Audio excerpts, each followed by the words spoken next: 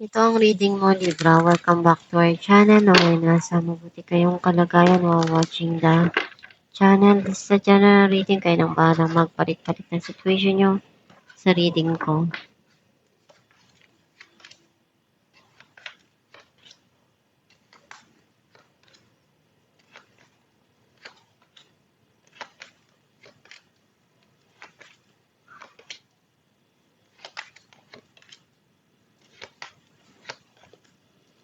At the bottom of the deck, the Emperor. I feel like ang nasa-sense ko na energy mo, nakita ko na andun yung may mga bagay na kinokontrol mo ngayon sa isipan mo, sa nararamdaman mo, o dun sa mga nangyayari ngayon sa buhay mo. Some of you, ayaw mong ipakita ngayon kung ano yung kahinaan mo or kung ano yung mga naiisip mo, ayaw mong ipaalam sa iba yun. Ang mensahe ng card mo, meron ditong pagsisinungaling or cheating. Some of you, meron kang gustong takasan or subukan.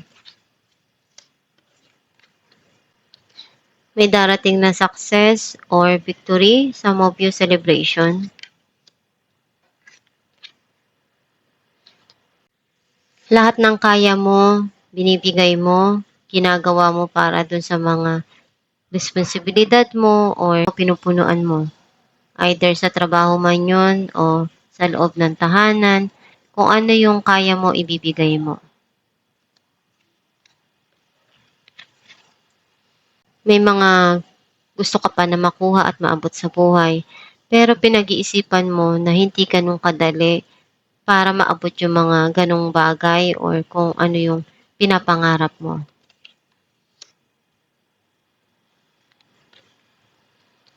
Pinaplano mo kung ano yung mga gusto mo na marating sa buhay or may mga bagay ka pa dito na gusto mong maabot at pinag-iisipan mo kung ano yung paraan na gagawin mo.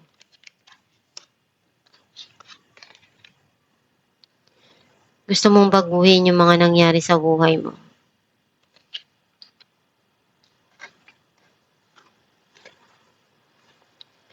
Marami kang naranasan sa buhay mo at yung mga pinagdaanan mong yun, marami ka ring natutunan doon at na-experience na pwedeng makatulong sa mga nangyayari ngayon sa buhay mo at pwede mong gamitin.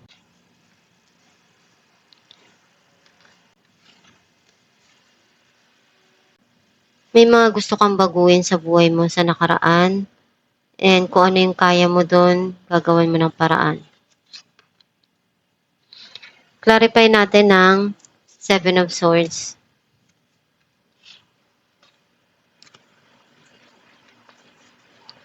Six of Wands and the Sun. Meron ka ditong susubukan na makakatulong at magbibigay sa'yo ng sobrang kasiyahan and success. Clarify natin ang Ten of Wands. Four of Pentacles and Death. Iniisip mo mag-ipon para doon sa mga mahal mo sa buhay at alam mo kung ano yung responsibilidad mo. Kaya ngayon pa lang ginagawa mo na kung ano yung kaya mo na maibigay doon. And kung ano yung akala mo na hindi mo makukuha, one day lahat ng ginawa mong pagtsatsaga at pagsusumikap, unti-unting magbabago yung buhay mo and makikita mo rin lahat ng mga pinaghirapan mo. Clarify natin ng Two of Wands. The Star and the Star. You always keep on praying and umaasa ka na one day yung dreams mo, makuha mo at maabot mo kung ano yung mga pangarap mo. Clarify natin the Chariot.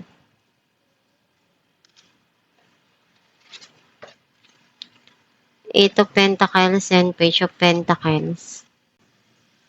Kung ano yung mga naranasan mo sa buhay mo sa past, ginawa mo yun na inspirasyon para magsumikap sa buhay and marami ka pang gustong marating na pangarap at gagawin mo lahat para maabot yun.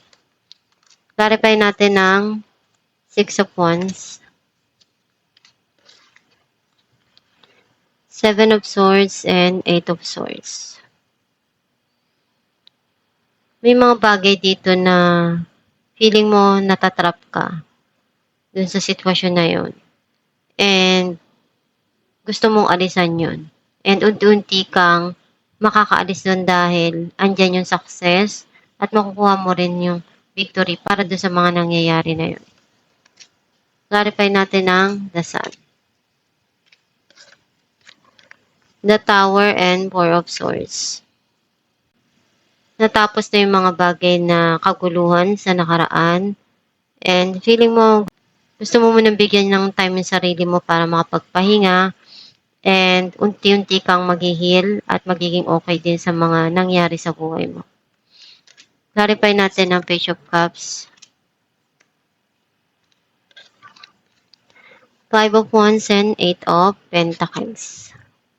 Nagkakaroon dito ng struggle dun sa trabaho or nahirapan ka na i-achieve yung isang pangarap mo and kahit ano yung pagsubok na pinagdadaanan mo, ginagawa mo pa rin yung makakaya mo, tinatrabaho mo, pinagsusumikapan mo na makuha kung ano yung gusto mo at malagpasan yung mga nangyayari na struggle sa buhay mo. Clarify natin ang Five of Swords,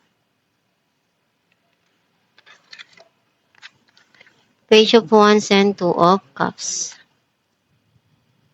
Meron ditong magandang balita na darating which is magkakaroon ng malaking pagbabago sa buhay mo and kung ano yung pagkukulang, pinupunuan at binibigay.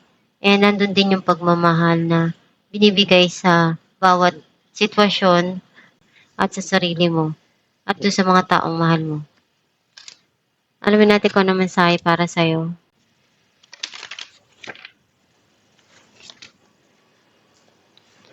As soon as I choose to see the light in the dark corners, I redirect my power toward what I want. Ang mensahe para sa'yo na kung ano yung pinipili mo, yun din yung darating sa'yo. Kung ano yung pananaw mo sa buhay, yun din yung na-attract mo. Basta maging positibo ka lang sa mga gusto mo mangyari sa buhay mo at sa mga pangarap mo na ma-achieve mo yun. Basta gawin mo lang palagi kung ano yung kaya mo, pagsumikapan mo at pagtiyagaan mo para maabot mo yung gusto mo. And basta samahan mo lang palagi ng pagdarasal sa Diyos Ama and hiling mo na tulungan ka sa mga nangyayari sa buhay mo na malagpasan mo yung mga pagsubok at makuha mo kung ano yung mga pangarap mo. At itong yung reading, Libra, kung nakaresonate ka, kindly comment down below. Thank you for watching.